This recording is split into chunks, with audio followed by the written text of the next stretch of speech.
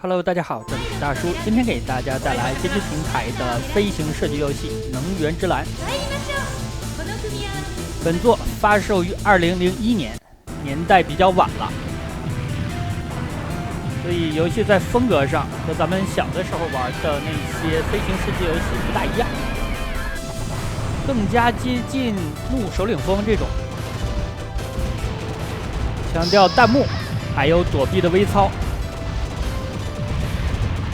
本作如果深玩下去，你就会发现还是具有一定容错率的，因为实际上咱们飞机的着弹面积非常的小，这个判定几乎就相当于驾驶室那一块，我感觉不足整个飞机的1/4。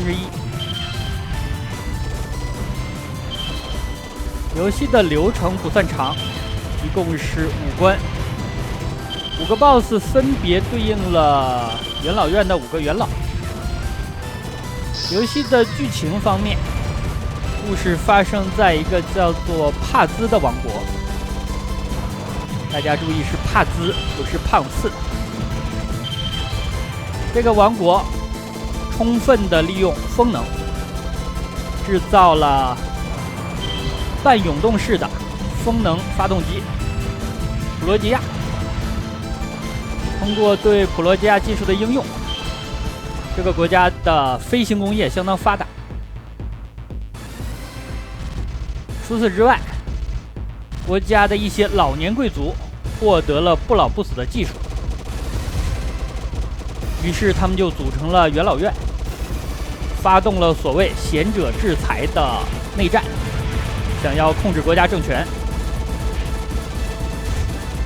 整个国家卷入了战火，在这种情况下，5个少年挺身而出，也就是咱们故事的5个主人公。这5个主人公有2个是主机，另外3个是僚机。2个主机，一个是散弹类型，一个是集中射击的类型。我选择的是散弹的类型。那么除了主机之外，还可以和另外的3个僚机进行搭配。3个僚机也是3种类型，分别对应了散射型、集中射击型还有跟踪型。那么我选择的是跟踪类型。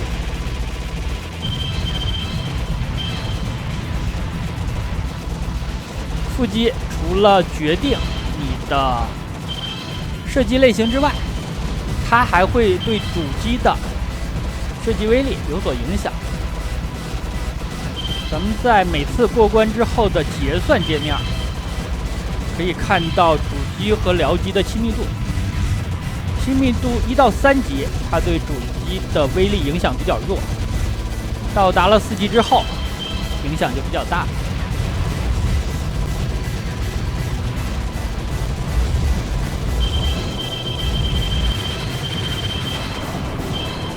飞机一共有2种射击方式，除了你对射击键的连点之外，还可以按住射击键。如果你是连打的方式，那么就是主机的攻击模式；如果你按住了攻击键，那就是僚机的攻击模式。2种攻击模式相比，僚机的攻击模式当中，主机的飞行速度比较慢，但是看起来输出很猛，这就需要玩家进行取舍。另外2种攻击方式，攻击敌人之后，敌人爆炸的时候会形成暴风。如果是以主机的攻击模式打爆敌人之后，那么暴风波及到的子弹就会变成戒指。如果是僚机攻击模式打爆的，会爆出宝石。戒指的等级决定了宝石的等级。但是如果你无法长时间的维持僚机的攻击模式，而切换了主机攻击模式，那么宝石的等级又会重置。这个系统真的是比较复杂，而且2种攻击模式造成的暴风判定还有一定的区别。那么宝石的数量有什么作用呢？它主要是影响咱们的炸弹。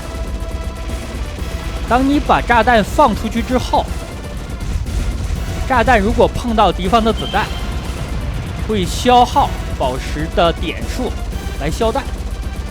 如果你的宝石数量变成0了，那么你的炸弹马上就会爆炸。释放炸弹的过程当中，咱们的主机始终处于无敌的状态。所以宝石的数量事实上可以延长你的无敌时间啊！这里的缝隙真的窄啊，而且子弹太密了，这也是弹幕类射击游戏的特色吧。子弹越密集，它的速度反而会越慢，类似于子弹时间。这种情况下，玩家就利用主机非常小的中弹判定以及微操，在弹幕里边进行躲避，效果看起来还是很爽。但是我建议，像我这个年纪的玩家还是少玩这种游戏吧，太累了。这个飞机是我近多少年之内打得最累的一次。对面的弹幕实在是太密集了，看着都眼花。而且人家高手都打什么摊分，都追求宝石的等级，我实在是做不到。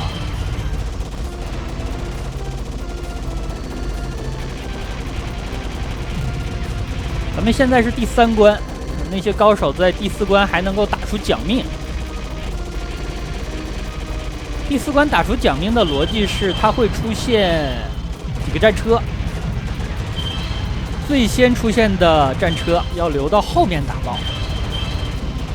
大家也应该能看出来了，我如果同时面对2个精英类的敌人，那打起来是相当吃力的。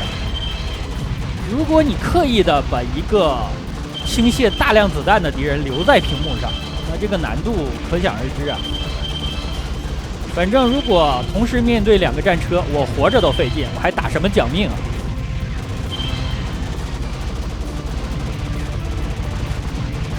我还去找了高手的录像，去学了一下人家是怎么打那个奖命的，但是很遗憾啊，学不来。所以像这种游戏还是看别人玩比较好。已经第3关的 BOSS 了，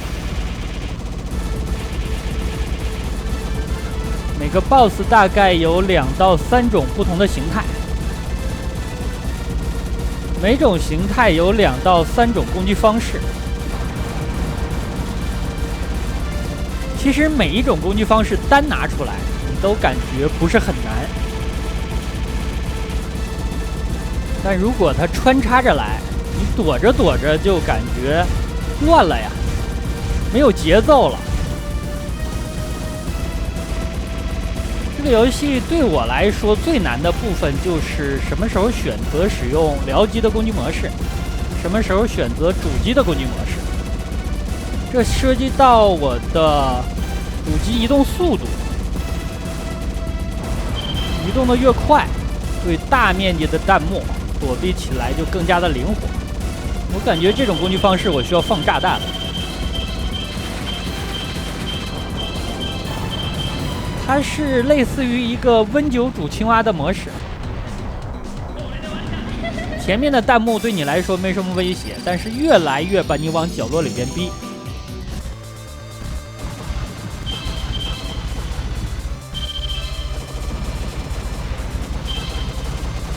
横版的弹幕射击游戏不是很常见。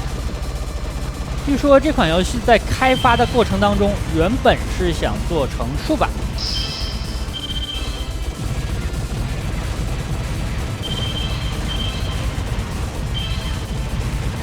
但是在第4关还是保留了一个类似于向上移动的卷轴。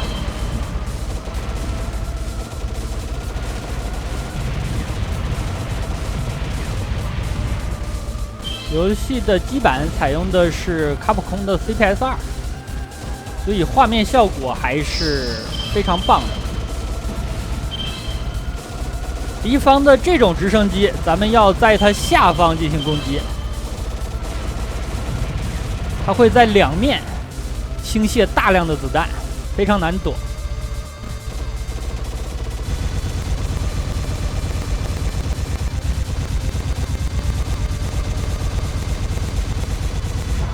就是这种战车呀，我实在是无法保证先打爆后面出现的，所以这个奖命我是拿不到啊，太难了呀！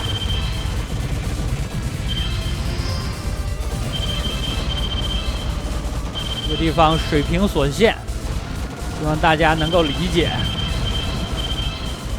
没能够给大家演示打奖命。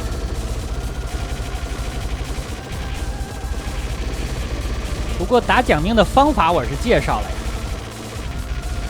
有的小伙伴可能觉得我行，那您来吧，我是不成啊。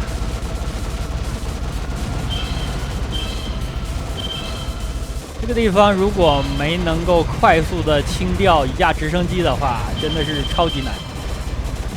一旦他们的火力形成了交叉，那就很难躲了。这个地方我放了一个炸弹，我感觉我是躲不开了。其实高手玩这款游戏，这个地方不是一个放炸弹的点。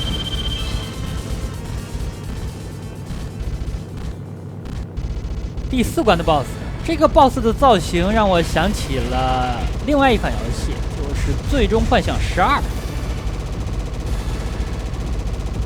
最终 BOSS 战的舞台也是一个类似造型的超大型战舰。BOSS 战的时候有一点需要注意，就是本作的 BOSS 往往占据的屏幕面积比较大，并且很多 BOSS 是有碰撞判定的。但是大家如果看一些高手玩这款游戏，打 BOSS 的时候，为了提高输出的效率，贴着脸射呀，简直匪夷所思，就无法想象他们练一款游戏能够练到这种如画境一般。BOSS 放出了很多的僚机，如果这个地方我使用的不是跟踪型的僚机，那我就很难处理了。这种攻击方式最好不要动，等着它的子弹轨迹明确了再进行躲避。僚机攒多了，弹幕也是非常密的。另外有一点就是 BOSS 的很多子弹，它刚发射出来的时候，虽然在屏幕上已经出现了，但是它不具有攻击的判定，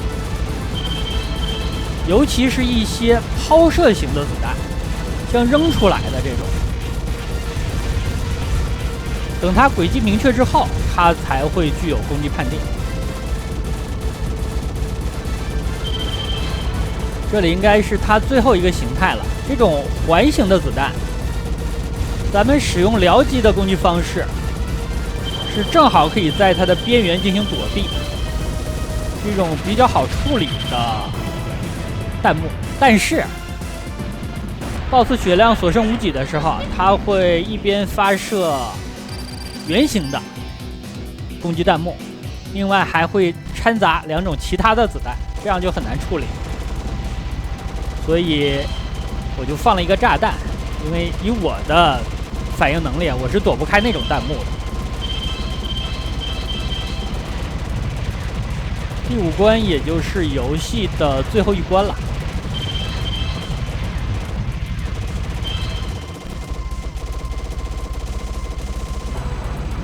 大家看我躲子弹的时候，就会发现着弹的面积真的非常非常的小。你看驾驶舱那里才几个像素啊！我查了一下资料，这款游戏的原始分辨率，就是整个屏幕的分辨率，在街机平台上是384乘以224，宽不到400，高不到230，所以驾驶舱那个位置的像素数量可能只有几十个。大家不要小看这个数据啊，那帮高手玩游戏真的把游戏研究到了像素的级别和真的级别。像素是个空间概念，真是一个时间概念。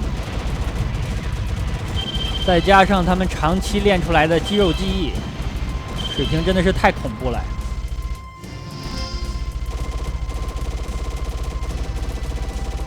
他们能够做到打 BOSS 不放炸弹，我感觉实在是无法理解。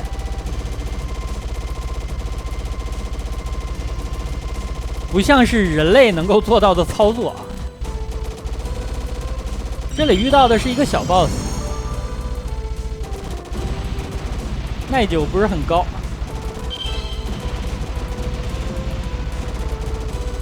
但是屏幕的卷轴也为它停留了一阵儿，说明它的地位比普通的这些中型的精英怪还是要高。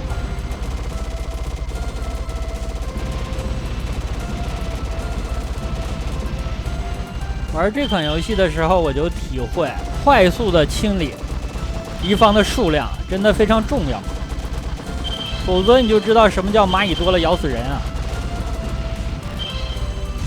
而且我研究了一下那些高手的通关录像，我发现他们都有意识的引起暴风的效果来进行消弹，但是像咱们普通的玩家能够做到尽量的活着就可以了。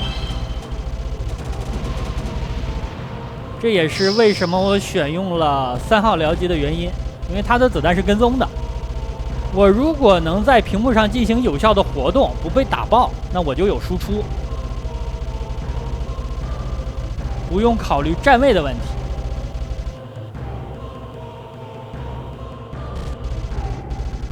这个最终 BOSS 的体积很大，它的难度方面没有比其他的 BOSS 高很多，所以这款游戏的难度曲线做得还可以。另外有一点跟大家说明，这款游戏是有2周目的，进入的条件应该是通关1周目的时候，消耗的生命数小于2，剩余的炸弹不超过1。2周目的难度比1周目要高，并且据说只有打完了2周目才能见到真正的结局。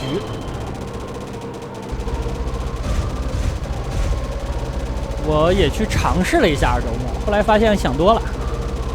2周目的难度明显是超出了我的能力上限，而且不是一星半点，所以也就只能给大家打一个1周目的流程了。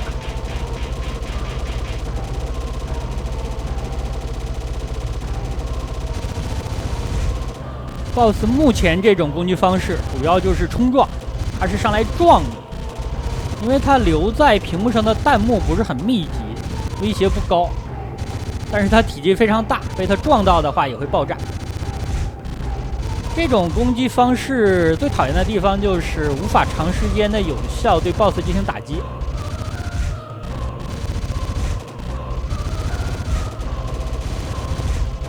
我怕被它撞到，所以离得很远。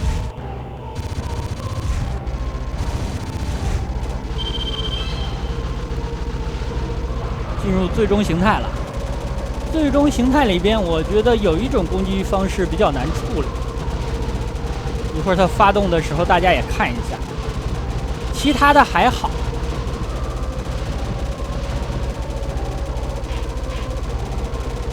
就是这种，所以我看到它发射这种子弹了，我马上就放了炸弹，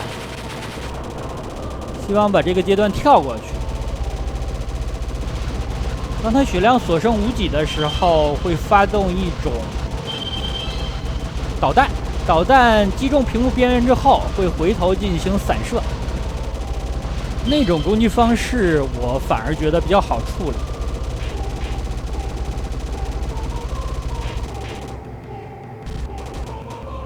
这里就大范围的转移吧，因为它发射出来的导弹还是指向性的，导弹带出来的这些弹幕才是最难躲的。可以了，就是这种攻击方式，是 BOSS 搏命的技能。咱们移动的时候就注意离导弹的爆炸位置稍远一点，因为这种子弹的速度也比较慢，所以比较好躲。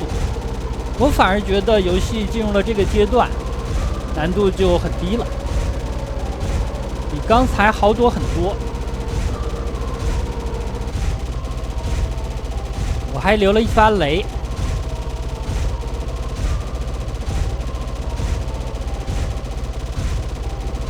这里扔出去把它收了，一周目也就到这儿了。